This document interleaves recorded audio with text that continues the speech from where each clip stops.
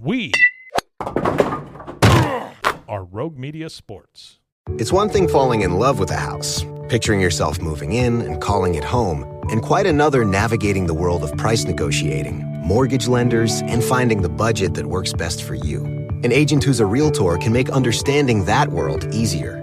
Realtors have the expertise, access to proprietary data, and tools to help you get from imagining living somewhere to actually doing it. That's the kind of help we can provide. Because that's who we are. Realtors are members of the National Association of Realtors. Hey, it's Mark Goodman. And I'm Alan Light. On today's podcast, Record Store Day founder Carrie Colleton is joining us to discuss the April 20th RSD special releases. Plus, we'll talk live with our audience, the Sound Up Pod Squad, and find out who still listens to vinyl. And some updates from the Beatles universe. Oh, good. Sound Up with Mark Goodman and Alan Light, the only music podcast that matters. Get it on Pandora, Spotify, Apple Podcasts, or wherever you get your podcasts. Stop telling me how to do this? No. I have good wisdom for you. Good wisdom. Let me know when you've won the Dick McCann Award, okay? Level check. Oh, God. Oh, my gosh. Dick McCann. Let me know when you get your first vote. I don't start throwing that Dick McCann in my face. I think he's a made-up character. Oh, he's real. I saw his picture. Right. What did he do? Who did he work with? Right next to my name. Yeah. Are we ready? You recording? Sadly, he's been recording. 3, 2. It is the Doomsday podcast on the eve of our trip to Oxnard. Ed Werder and I, Matt Mosley, about to head out to Oxnard, spend about 3 or 4 days with the Cowboys. It's Oxnard. Jerry says Oxnard. That's how Jerry says it. And welcome to the program. And this is a very special time. And Ed, I think Frito and I were, we were so proud of you as you went into the Hall of Fame. It's called the Dick McCann Award. It's a journalistic award, broadcaster. This is a big-time thing. Broadcaster. Well, it's whatever. Contributor in the media. Just dismiss it. No.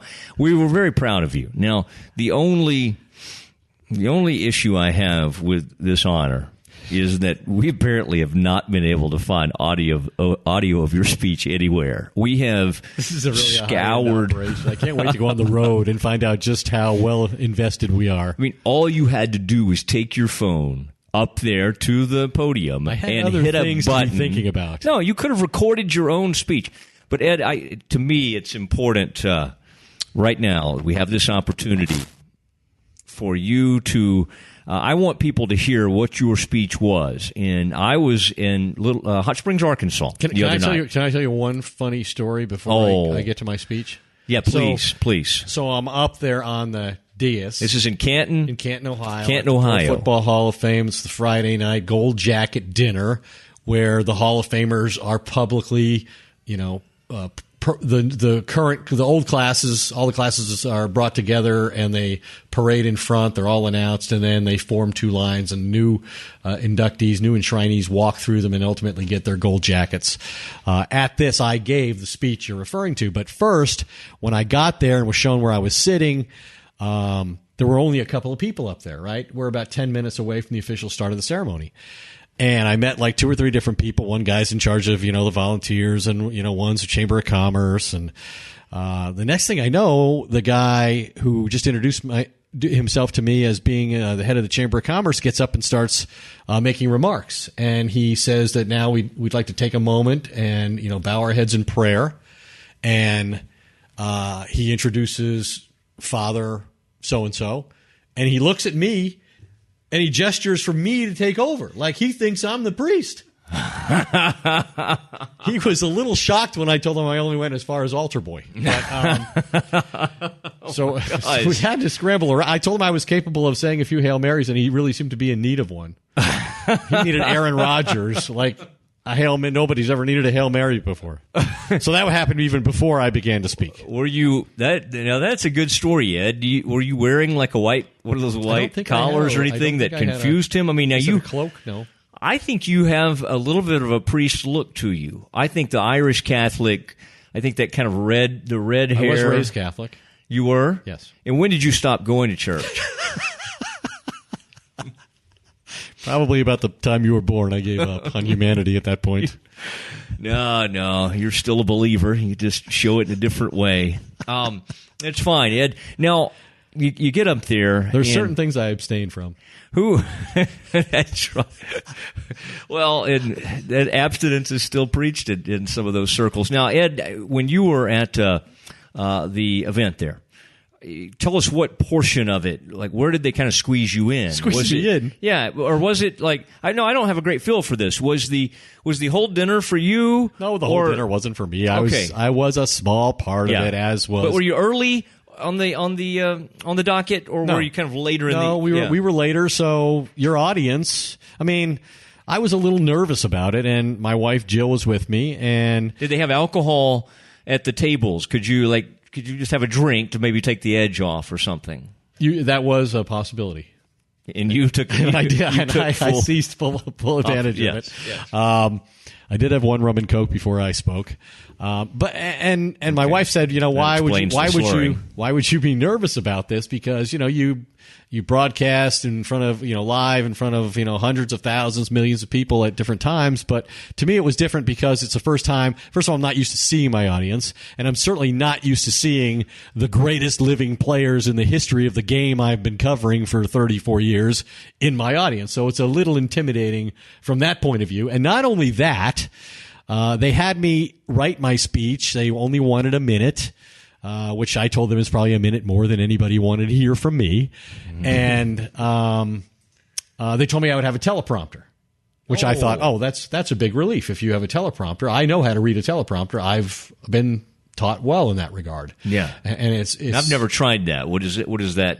But you sort of have to have practice at that. But I didn't have any trouble with it from the start. I liked it a lot better at times if you're trying to memorize, 45 seconds a minute worth of material. It's easier to just read it. The script keeps moving, but if somebody's paying attention and you trust the operator and they're not, looking to make you look bad, then they'll stop and they'll readjust and all that kind of stuff. So anyway, they tell me they're going to have this teleprompter, but I, being a seasoned journalist, know better than to trust the teleprompter. Okay. So I had my speech printed out and in my coat pocket, and I pulled it out. And when I got up there was no teleprompter working. So fortunately, I was prepared for this moment. Was it just blank when you looked at the teleprompter? Yeah, it was not working. It was not on. Interesting. It had worked at various other points. Yeah. In the proceedings. Had any other speaker alluded to, hey, this thing's not working, or not? No. Nobody. Rich Eisen was the host. And, well, he didn't really. He was willing to just improvise. Just kind of wing it. He's good at that. Yeah. He and Trey Wingo, they're both sort of born to MC events. I mean, I don't know if they're really good at other stuff, but they I love Trey, but they're really good at that. So you get up there, and we haven't been able to find any documented evidence of what was in the speech. Did you make a fun little opening remark to kind of give the crowd kind of a light moment? It's two people from the Hall of Fame, after I was informed I had won this award, announced that it was unique in the sense that I was not employed at the time I won. You may recall. Nor am I now. And so typically they put your employer's name under your name.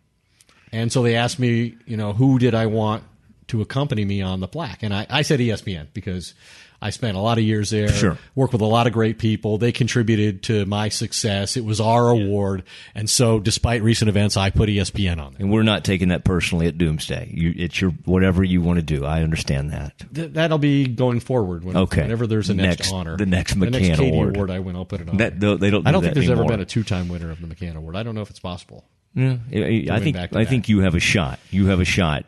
But now, so you got up there. So I felt like let's just address the elephant in the room right from the start. So you want me to read this? Yeah, this is Ed Werder. Since we have not been able, we've scoured the internet. We've asked the Hall of Fame. You're not suggesting this didn't happen. They have no record of this speech ever taking place. But since Ed went to the trouble to write the speech, we want to give him a chance. This will be one of the best minutes ever. Yeah, Ed. On the Doomsday podcast. Yeah, if you'll get your keyboard off the screen, it'll help I'm you. using a teleprompter for this. Yes. Okay, Ed. Now, prepare. Frito and I are sitting here listening to this. Will we get emotional during this? Do you think this is? I think there might be a moment or two of Okay. Where you chuckle, or maybe even open laughter. Okay. That people will be able to hear is kind of. All right. There's a laugh line here. Okay, Pretty quick. Here is. All right, here we go. Here's Ed delivering the speech he gave on Friday night at the Hall of Fame induction dinner. Thank you, Rich. As you may know, I was recently laid off by my employer. Now I've won this prestigious award for making a long and distinguished contribution to pro football through coverage. It seems someone may be telling me, Werder, it's over. Got a pretty good laugh out of it. I've experienced nearly everything in my 34 years covering the NFL, from Terrell Owens publicly calling me a professional liar, awkward feel in the room at that point, to Richard Sherman declaring I was the only reporter trustworthy enough to quote him during last year's playoffs. It has been interesting. It's been an enormous privilege to cover the drama and history of so many NFL game days. I covered Joe Montana achieving near perfection in the Super Bowl, the Cowboys dynasty winning 3 Super Bowls in 4 years. I took out a line I had about Barry Switzer there because, as it turned out, it was a good move. He was in the room. I chronicled Emmitt Smith setting the career NFL rushing record, many of Brett Favre's legendary performances, and all of his retirements. Big laugh line there. I like that. He mentioned me at his induction last year, so I felt I should reciprocate. I'm grateful to my peers who voted for me, to the Pro Football Writers Association of America, to the other outstanding finalists. I thank every entity that hired me, every colleague who collaborated to make my stories better, the producers and crews who endured long days and frigid conditions. I thank those who have won the award for inspiring my interest in the game and love of reporting on it, friends like fellow winners Chris Mortensen and Peter King, who still mentor me. As someone who, as a child, filled his Christmas list with wishes for NFL pajamas and sweatshirts from the Sears catalog, these were pre-internet days, it is an honor beyond imagination to have a forever connection to the National Football League and the Pro Football Hall of Fame. That's nice. That's nice. No, Ed, now, what was the... So you and at that point, you just kind of, did you thank the audience? Did you? Thanked. I may have waved. A little bit of a parade wave, maybe. A parade wave. Did anybody stand up besides Jill, besides your wife? Jill was not next to me. She was actually sitting at a table on the floor, which is low, and sitting with my good friend Chris Mortensen. Oh, that's great. Yeah. So you were actually sitting up there, I was like up during the whole deal. Yeah. I would. Okay, like Jerry at his party. Yeah, I had a raised perch from which I viewed the proceedings. That was nice. Above. I think you there was enough sort of lighthearted. I mean, you only had a little bit to go. You only had a little bit of time. I think it was very appropriate, and you hit the right notes. And like you say, you have a tendency. Your humor can be a little biting at times. And so I know there had to be at least a little part of you that wanted to maybe take a bigger zinger at ESPN or a zinger here, a zinger there. And it's probably like you said, I don't know what your Switzer line was, but yeah, I would imagine. It was something like, I even saw Barry Switzer win a Super Bowl. Okay, and that was funny, and that was fine, but you're right. With Barry out there, it was funny to me to watch Barry's face when Jerry Jones said some nice things about him. It was not emotional. It was like this incredibly stoic, no smile. We've been around Barry in the past and know how fun-loving he is and all of that. And maybe he was just trying not to get emotional, but boy, he did not. It was just very this sort of stoic. So Ed, walk us through. So then Friday that happens, and then so were you at festivities? You get into town Thursday? Yeah. So at the same day on Friday, there's a gold jacket luncheon. We're that's nice. To that. Yeah. And, some of the writers who voted, including Rick Goslin, a former winner, and they were around the table, and we were talking. And one of the guys from Boston made the point that this kind of award had been given to a very prominent Boston media member who was going into his relative sports. He's going to be recognized in the same sort of way by his sport. And at that very time, his bosses were trying to fire him. And he knew about it. And so they backed off and didn't fire him. And so they kind of saved his job by giving him this award. While I blame those guys at the table for not having their voting done a couple weeks earlier, I might still be on TV at ESPN if these guys would have just gotten to it a little earlier. Yeah. I'm sorry. And one line I want to share with you, I think you'll enjoy this. I mentioned Rick Goslin being there, and the reason I mentioned that was because he was the victim of what I thought was my best zinger. He said, "So are you giving a speech tonight?" And I said, "Yeah, they've given me a minute." And he said, "A minute? When I won, they gave me 3 minutes." And I said, "Well, 2 minutes of your speech must have sucked because I only get one." Did Rick laugh? Did Rick he laugh. He Rick liked has that? a good sense of humor. Yeah. Well, I hope Rick's a guy at one of those things that needs to have a few rum and cokes in him. Next thing, or he'll get out his markers and start Rick was doing some draft one of the stuff. 4 journalists that was mentioned. That was nice. Jerry's speech. I did, yeah. Actually, Williams, Rick Goose was singled out to the point where it was kind of like, I wouldn't be standing here one without of the great Goose writers Goslin. of any generation. I think Jerry said something to that effect. Yeah, I thought that was a little much, but That's Ed, your why do opinion. you? Why do you? A good He's friend a of friend ours. of mine too. Yeah, see, I wish you wouldn't He's been get on all the show. I know. I'm just giving him a hard time. He was one of our original guests. Yeah. He and Chris Mortensen were on that and first both mentioned by program. Jerry. How well do we pick them? Now, something happened in Jerry's 36-minute speech. And by the way, it was preceded by a guy from our neck of the woods. Well, Waco, actually Marlin and Waco, and then Fort Worth to play at TCU. LaDainian Tomlinson, with a rousing speech, and my goodness, I was kind of like, let's vote for LaDainian. He's bringing us all together. You said in 2020. You tweeted we should vote for this guy in 2020. And I said, why do we have to wait? That's right. I think we could be voting sooner than Actually, that. now I don't know if you saw the story today. Pence is putting together a war chest. I think Pence is ready to run. He can't beat LaDainian in 2020. No, I don't think he can take down LaDainian, and that was good. Now, but there was something Jerry got to pretty quickly. I believe Ed, you're one who is able to sort of keep up with these sorts of things. 4 minutes. And you'll be able to shed a lot of light on this because you had a front row seat to this relationship, the good times, and then obviously the end of it, the bad times. This is Jerry Jones paying homage to Jimmy Johnson. The changes were really inevitable. There was no real easy way to do it. I wanted someone I knew. I wanted someone I knew well. I wanted someone that could get it done to be our coach. I wanted Jimmy Johnson.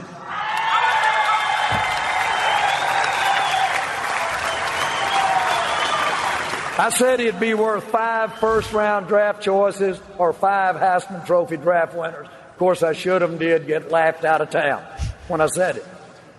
It was my first experience as an owner and a general manager in making a difficult and very unpopular decision.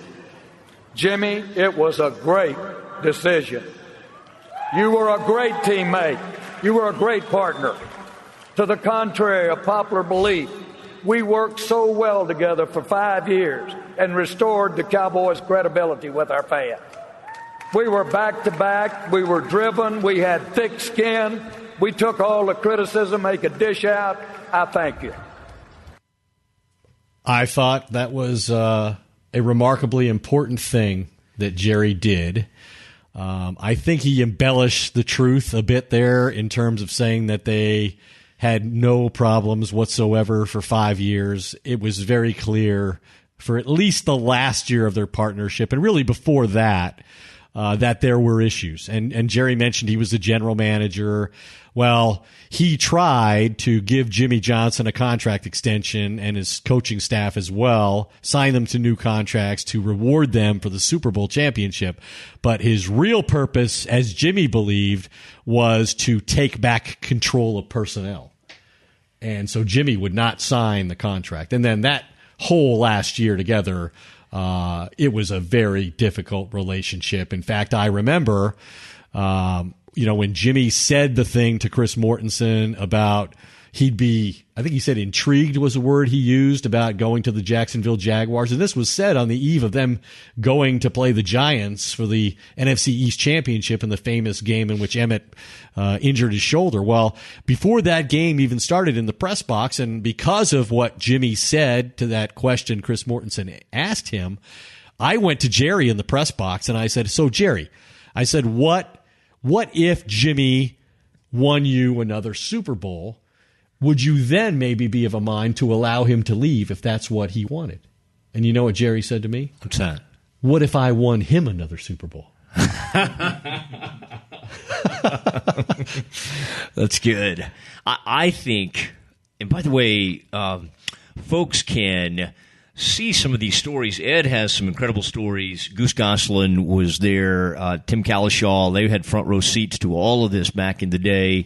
You and Goose, particularly on probably one of the most famous stories ever, with what Jerry said about the whole, there's 500 coaches out there that win a Super Bowl. That was you and Goose, and that there was a writer from TheRinger.com, that's Bill Simmons' site, named Brian Curtis, who's a really good writer, does a lot of media columns and that kind of thing. And I was in that story too, Ed, and you were quoted in there, and that's out there right now. That's I think you retweeted that. Yeah, we both did. I think the headline is a great one. Jerry Jones is God's gift to sports writers. Yeah. Yes. I sort of sense that, Ed, as we wrap up another podcast of Doomsday and get ready to get on a flight to head out to Oxnard, California, where you and I for 3 days will be watching every practice, breaking it all down, talking to some of the newsmakers.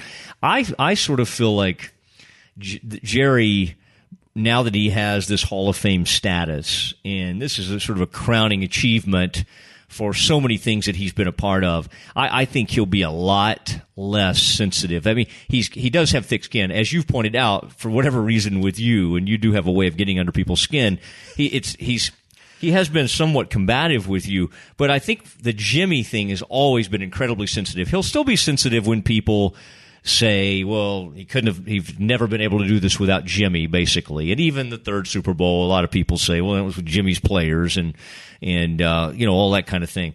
But I think going into the Hall of Fame and just getting to an age, Jerry sounded great. But he did look older up there to me. I was looking at him. I was watching it at home. You were there in person, of course.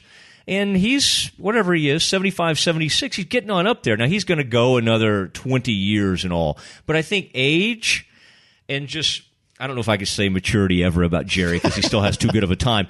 But I do think he's going to be less sensitive about all that Jimmy stuff. And I think what people have speculated now is, will he, because of all these good feelings that seem to be back and forth? And Jimmy looked like, at least was putting on a nice show. Yeah. If he wasn't, I can't imagine.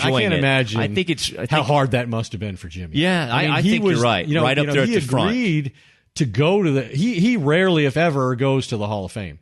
I'm not sure he was there for any of his, Troy Aikman, Emmitt Smith, Michael Irvin. He may have been there for Michael. I'm not sure he was there for most of those players who went in to the Hall of Fame. He just doesn't like doing that kind of stuff. He just doesn't. He has never believed, just like he doesn't believe in giving gifts at Christmas or on birthdays. He gives gifts when he thinks when he feels motivated to do it for whatever reason, not because the calendar suggests he should do Jason Taylor invited him to be his presenter. He was going to go to Jerry's induction and the party before Jason Taylor invited him as his presenter. Oh, okay. And so I think a lot of the healing took place, in February when Troy Aikman had that 25-year anniversary get-together for those teams.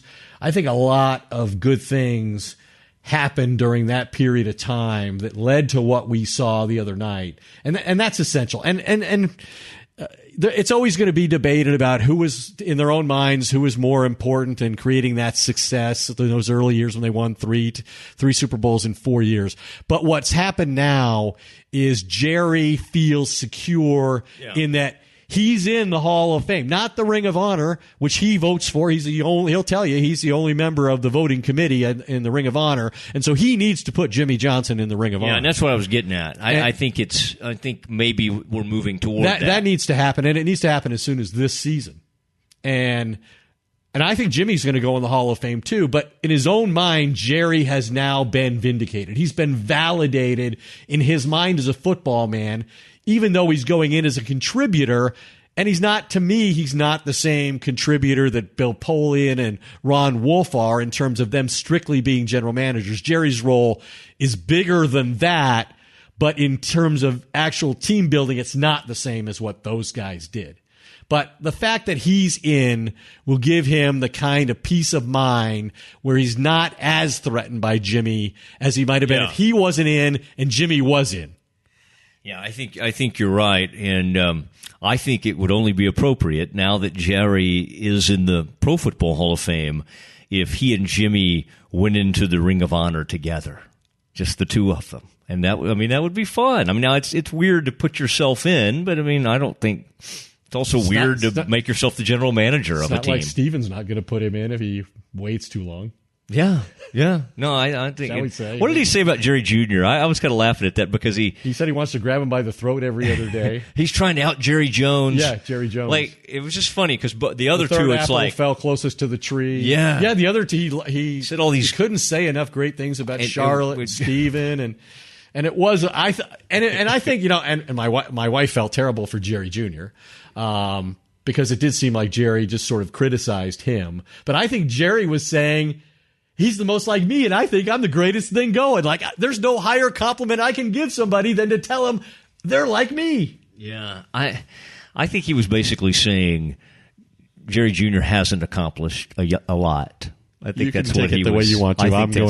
I'm going out to camp, and I got to go to the party, so I'm going to say nice things. I'm going to try this new tack.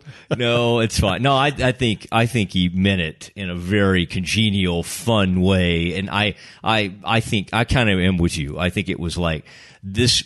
I think he was almost saying he's so much like me, and we butt heads. But I mean, I think he might have even been almost saying that he's my favorite.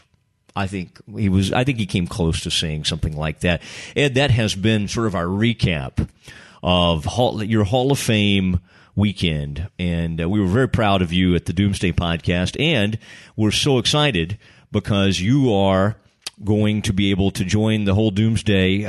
We're going to be out at Oxnard. And so we will have some special shows coming to you Monday evening, Tuesday evening, Wednesday evening. These are really going to be power-packed shows with all sorts of interviews, analysis, and just sort of our insight. Things that we gather out there. Maybe a few interviews. Is there anything? Yeah, no, a lot of them.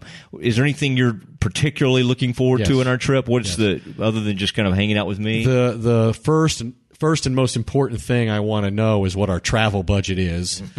And I'm hoping for your sake I clear the American Airlines upgrade list, giving my status as a frequent flyer, because I don't walk past the 6th row. Just take a seat. Oh, my gosh.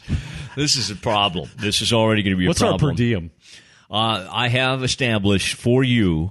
I do want you. I talked to. Do I need the seats? I talked to the hotel. I am going to get your breakfast comp by the hotel, so I do not want you spending money out on breakfast. Lunch, I want to provide that somehow. We're going to have. So you're cheating me out of 2 of my 3 meals. No, there's not cheating. This is as you know, as a veteran sports writer who goes on the road, money that you may not spend on those other meals then can be applied to the later meal or perhaps a cocktail before or after. All I can say is those days are over, Ed. All right, good night. We'll see you from Oxnard. Say good night, Ed. Good night, Ed.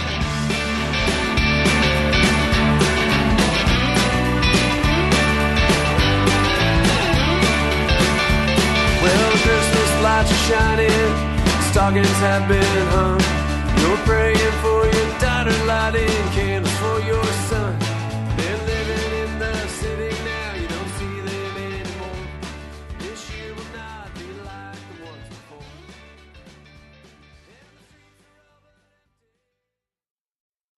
before. There are any number of reasons you might consider selling your home. To move closer to family, live within a smaller budget, or just wanting a change of scenery. Whatever your reasons, having to figure out all the various housing market trends in your area may not be what you signed up for. That's where an agent who is a realtor comes in. Realtors have the expertise to help you find the right price and navigate the process to sell your home in a way that's right for you. That's who we are. Realtors are members of the National Association of Realtors. Hey, it's Mark Goodman. And I'm Alan Light. On today's podcast, Record Store Day founder Carrie Colleton is joining us to discuss the April 20th RSD special releases. Plus, we'll talk live with our audience, the Sound Up Pod Squad, and find out who still listens to vinyl. And some updates from the Beatles universe. Oh, good. Sound Up with Mark Goodman and Alan Light, the only music podcast that matters. Get it on Pandora, Spotify, Apple Podcasts, or wherever you get your podcasts.